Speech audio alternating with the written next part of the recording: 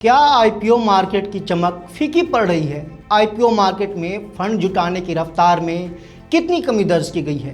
किन किन कंपनियों को अपने आईपीओ के वैल्यूएशन कम करने पड़े हैं और कौन कौन से बड़े नाम हैं जो अभी आईपीओ मार्केट में बैकफुट पर हैं? इस वीडियो में इस पर करेंगे खास चर्चा। मेरा नाम अविनाश है और आप देख रहे हैं मनी मंच। भारत का आईपीओ मार्केट पिछले 2 साल की रिकॉर्ड तेजी के बाद अब सुस्ती के दौर में पहुंच गया है। 2026 में अब तक आईपीओ के जरिए मिलने वाले पैसे में तकरीबन 21% की गिरावट दर्ज की गई है। कमजोर शेयर बाजार, हाई वैल्यूएशन और निवेशकों की शक्ति के चलते कई कंपनियां अपने आईपीओ का साइज घटाने या लिस्टिंग टालने को मजबूर हैं। ब्लूमबर्ग के आंकड़ों के मुताबिक 2026 में अब तक भारतीय कंपनियों ने आईपीओ के जरिए तकरीबन 5.78 अरब यानी लगभग 55,000 करोड़ से अधिक जुटाए हैं। वहीं 2025 में यह आंकड़ा करीब 7.32 अरब डॉलर यानी तकरीबन 69-70 करोड़ के करीब था। इसका मतलब है कि आईपीओ के जरिए जुटाए जाने वाले फंड में तकरीबन 21% की गिरावट दर्ज की गई है। ये गिरावट इसलिए भी बेहद अहम है क्योंकि 2024 और 25 में भारत का आईपीओ बाजार रिकॉर्ड स्तर पर पहुंच गया था। कंपनियों को 2024 में करीब 20.65 अरब डॉलर की फंडिंग और 2025 में करीब 22.36 अरब डॉलर की फंडिंग और 2026 में अब तक करीब 5.78 अरब डॉलर की फंडिंग मिली है। इससे साफ है कि पिछले 2 सालों के बाद आईपीओ बाजार की रफ्तार में थोड़ी सुस्ती दर्ज की गई है, थोड़ा धीमापन दर्ज किया गया है। और इसकी सबसे बड़ी वजह क्या है? सबसे बड़ी वजह है जियोपॉलिटिकल रिस्क और कमज़ोर बाजार। चूँकि दुनिया भर में ग्लोबल अनिश्चितता जारी है, बाजार में सुस्ती का दौर है, निवेशक कहीं भी निवेश करने से बच रहे हैं। तो इन वजहों से ये अनिश्चितता का दौर, इस तरह के सिनेरियो देखे जा रहे हैं। कुछ महीने पहले कई कंपनियां हाई वैल्यूएशन पर बाजार में उतरने की तैयारी कर रही थीं, लेकिन अब निवेशक ज़्यादा सावधानी बरत रहे हैं क्योंकि अब निवेशक सिर्फ तेज़ी से बढ़ रही कंपनियों को देखकर आईपीओ में पैसा लगाने को तैयार नहीं हैं। वे कंपनियों की कमाई, मुनाफा, वैल्यूएशन और फ्यूचर ग्रोथ की संभावनाओं को ज़्यादा तरजीह दे रहे हैं, ज़्यादा उस पर ध्यान दे रहे हैं। ऐसे में कंपनियों के सामने 2 विकल्प हैं। पहला, ज़्यादा शेयर बेचकर बड़ी रकम जुटाई जाए, लेकिन इसके लिए कम वैल्यूएशन को एक्सेप्ट करना पड़ेगा। दूसरा, कम शेयर बेचे और कम पैसा जुटाए, लेकिन कंपनी के प्रोमोटर्स की हिस्सेदारी में ज़्यादा गिरावट ना आए। कई कंपनियां दूसरा रास्ता चुन रही हैं। एक्सपर्ट के मुताबिक कई कंपनियां कम वैल्यूएशन पर ज़्यादा हिस्सेदारी बेचने के बजाय कम पैसा जुटाना ज़्यादा पसंद कर रही हैं। उदाहरण के तौर पर मणिपाल हेल्थ को देखते हैं। मणिपाल हेल्थ का आईपीओ अभी कुछ दिनों पहले ही आया। मणिपाल हेल्थ ने पहले आईपीओ के जरिए 1 अरब डॉलर से ज़्यादा जुटाने की तैयारी की थी, लेकिन बाजार की परिस्थितियों को देखते हुए कंपनी ने इश्यू साइज को छोटा किया। कंपनी ने इश्यू साइज को घटाकर करीब 960 मिलियन डॉलर कर दिया। इंडो एमआईएम ने इस साल की शुरुआत में करीब 700 मिलियन डॉलर जुटाने का लक्ष्य रखा था, लेकिन लास्ट में कंपनी ने करीब 396 मिलियन डॉलर का आईपीओ पेश किया। और दिलचस्प बात यह है, जब भी आईपीओ साइज छोटा हुआ है, निवेशकों को रिस्पांस अच्छा मिला है। जब इंडो एमआईएम ने आईपीओ साइज घटाया तो उसको 72 गुना ज़्यादा सब्सक्रिप्शन मिला। इससे पता चलता है कि निवेशक पूरी तरीके से आईपीओ मार्केट से दूर नहीं हुए हैं। वे सिर्फ अच्छी कंपनियों और उचित वैल्यूएशन की तलाश में हैं। अच्छी कंपनियों और उचित वैल्यूएशन वाले आईपीओ को ही निवेशक अब ज़्यादा प्राथमिकता दे रहे हैं, ज़्यादा तरजीह दे रहे हैं। जूनिपर ग्रीन एनर्जी में भी आपने आईपीओ साइज़ कम करने की खबर पढ़ी होगी। पहले कंपनी तकरीबन 314 मिलियन डॉलर जुटाने की योजना बना रही थी। बाद में कंपनी ने अपनी इश्यू साइज को घटाकर करीब 188 मिलियन डॉलर कर दिया, यानी कंपनी ने करीब 40% रकम कम करने का फैसला किया।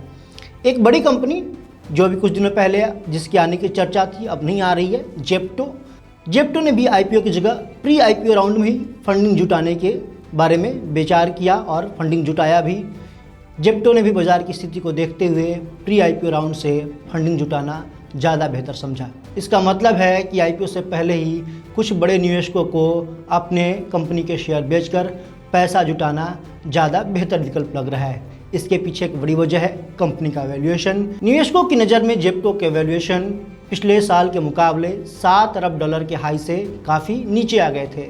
ऐसे माहौल में कंपनी के लिए आईपीओ में बहुत हाई वैल्यूएशन हासिल करना मुश्किल हो सकता था। कुछ कंपनियों ने आईपीओ को टाला भी है। हर कंपनी आईपीओ का आकार कम करके बाजार में उतरने को तैयार नहीं है। कुछ कंपनियों ने अपनी लिस्टिंग की योजना को भी आगे बढ़ा दिया है।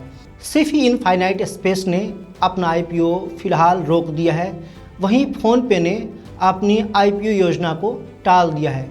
वहीं जो विदेशी निवेशकों का आउटफ्लो हुआ है इंडियन मार्केट से, उसके चलते भी निवेशक और आईपीओ मार्केट काफ़ी सतर्क हो गया है। आपने ये खबर देखी होगी कि ये दौर ऐसा है घरेलू मार्केट का जब ज़्यादातर निवेशक मार्केट से भाग रहे हैं, एफआईज का फ्लो घटा है।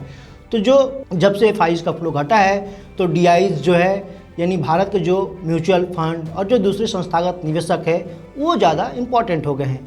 जो डोमेस्टिक निवेशक है वो भी अब निवेश को लेकर काफ़ी सतर्क हो गए हैं, क्योंकि निवेशक जो है अब वैल्यूएशन को लेकर काफ़ी ज़्यादा चिंतित दिखाई दे रहे हैं। पहले कंपनियां कहती थी कि हमारी वैल्यूएशन इतनी है और निवेशक उस प्राइस पे, उस वैल्यूएशन पे पैसे लगाने को तैयार हो जाते थे। अब के जो निवेशक हैं वो ज़्यादातर उनका फोकस इस बात पर है कि कंपनी का मुनाफा कितना है, कंपनी के वैल्यूएशन कितने उचित है, साथ ही फ्यूचर में ग्रोथ को लेकर क्या आउटलुक है। इसके अलावा कंपनी की तुलना दूसरे लिस्टेड कंपनियों से कैसे होती है, आईपीओ के बाद शेयर का गिरावट जोखिम कितना है। तो इस तरह के सवाल पूछे जा रहे हैं और इसी वजह से कंपनियों को अपनी उम्मीदों में कटौती करनी पड़ रही है। आईपीओ के बाद कमज़ोर प्रदर्शन का भी असर आईपीओ बाज़ार में निवेशकों की सावधानी एक और बड़ी वजह है। हाल के ही आईपीओ का मिक्स परफॉर्मेंस रहा है। कई नए शेयर लिस्टिंग के बाद उम्मीद के मुताबिक परफॉर्म नहीं कर पाए हैं, इससे निवेशकों का भरोसा थोड़ा कमज़ोर हुआ है। अब निवेशक सिर्फ आईपीओ के नाम या बड़े ब्रांड देखकर निवेश नहीं कर रहे हैं।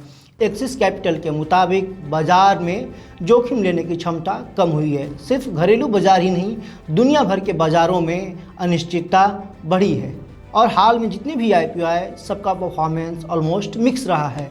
इसी वजह से कंपनियां अब ज़्यादा पैसा जुटाने या बहुत हाई वैल्यूएशन पर आईपीओ लाने के बजाय आईपीओ को सक्सेसफुली पूरा कराने पर जोर दे रही हैं। आईपीओ बाज़ार की चमक थोड़ी कमज़ोर ज़रूर पड़ी है, लेकिन इसका मतलब ये नहीं कि आईपीओ मार्केट पूरी तरीके से ख़त्म हो गया है। इस फेज़ को आप आईपीओ मार्केट की हल्की मंदी कह सकते हैं, लेकिन इसका मतलब ये नहीं है कि कंपनियों ने बाज़ार में आना बंद कर दिया है। इस साल 2 बड़े आईपीओ अभी भी बाज़ार के लिए बहुत इंपॉर्टेंट माने जा रहे हैं। पहला है जियो का आईपीओ और दूसरा है एनएससी का आईपीओ। दोनों कंपनियों ने जुलाई में सेबी के पास अपना डीआरएसपी दाखिल किया और दोनों कंपनियां सितंबर या अक्टूबर में अपना आईपीओ ला सकती हैं। इन दोनों कंपनियों का आईपीओ साइज $1 अरब से ज़्यादा होने की उम्मीद है। अगर इन दोनों कंपनियों के आईपीओ को अच्छा रिस्पांस मिलता है तो आईपीओ मार्केट फिर से परफॉर्म कर सकता है, फिर से रफ्तार पकड़ सकता है। भारत में आईपीओ बाज़ार में अब कहानी बदल रही है। 2024 और 2025 में कंपनियों के लिए बाज़ार से बड़ी रकम जुटाना बेहद आसान था, लेकिन 2026 में निवेशक ज़्यादा सवाल पूछ रहे हैं और कंपनियों को वैल्यूएशन और आईपीओ साइज पर समझौता करना पड़ रहा है। यानी अब सिर्फ कंपनी का आईपीओ आना काफ़ी नहीं है, कंपनियों के लिए क्वालिटी और सही वैल्यूएशन, उचित वैल्यूएशन ज़्यादा इम्पोर्टेंट हो गया है। साथ ही कंपनियों के सामने सबसे बड़ी जो चुनौती है वो ये है कि कंपनियां कितना पैसा जुटाना चाहती हैं और निवेशक कितनी वैल्यूएशन देने को तैयार हैं।